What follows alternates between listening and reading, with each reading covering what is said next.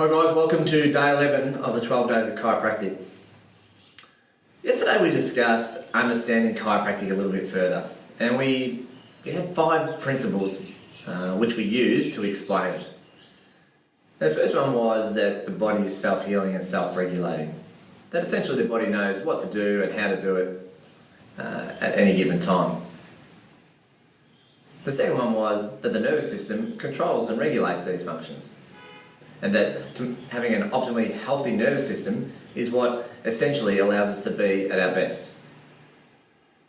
If there's interference to this nervous system, that we can no longer be optimally self-healing and self-regulating. And the interference we referred to was a subluxation. And these subluxations, if left for extended periods of time, chronic times, can have long-term detrimental effects to our health and our well-being. And that chiropractors and chiropractic's job is to locate these subluxations, correct these subluxations, and show you ways to avoid them in the future. So this is what today's talk is going to be about. It's going to be about the subluxation and understanding it a little bit further. And there's 3 questions that I think need to be answered. One is, what causes these subluxations? The second one is, how do I avoid them? And the last one is, how do I know I've got one in the first place? So let's discuss the 3 stressors that cause subluxations.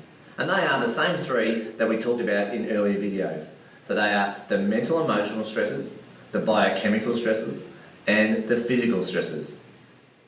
So one of these 3, or all of them together, can and do cause subluxations and interference to our nervous system.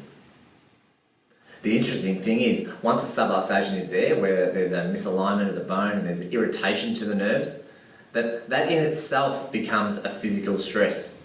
And so it's this cycle that causes subluxation, and it's very hard to get out because now that's just another added stress that the body doesn't need. And we know the detrimental effects that stress has on the body long term. We've discussed that a lot in this video. So one of the keys to avoiding a subluxation, which was one of the questions we kind of talked about, was to avoiding subluxations, is to understand that you need to address those 3 areas of your life. At Revive, we ran a program in October and November called Kickstart to Wellness, where we took people on a month's journey to actually making changes in all those areas so that they could think a little better, ate a little better, and moved a little better. We've given you tips in these short videos about how to address that. The other question we had there was, how do I know if I've got a subluxation? Well, the short answer is you don't. Sometimes you may be aware that you may have one through a sense of pain or a sense of stiffness, and that may very well mean that you have a subluxation. But unfortunately, to just associate with a symptom of pain would be a little bit misleading to you to understand whether that's the subluxation.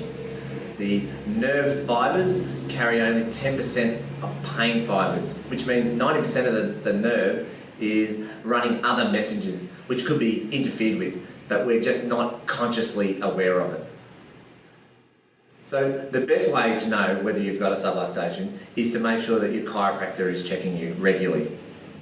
So in this instance, many of you will be coming to us here at Revive and being under Vanessa's care and your families.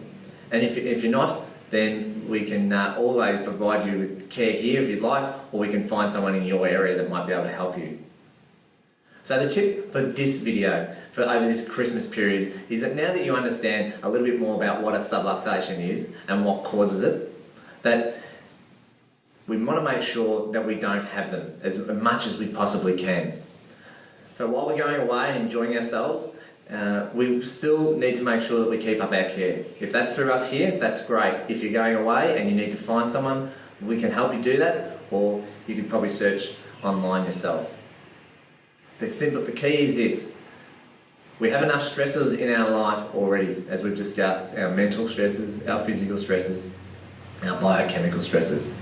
Christmas and the festive period often is a high time of increasing these type of stresses. So why would we want to have a subluxation and just increase the amount of distress on our bodies?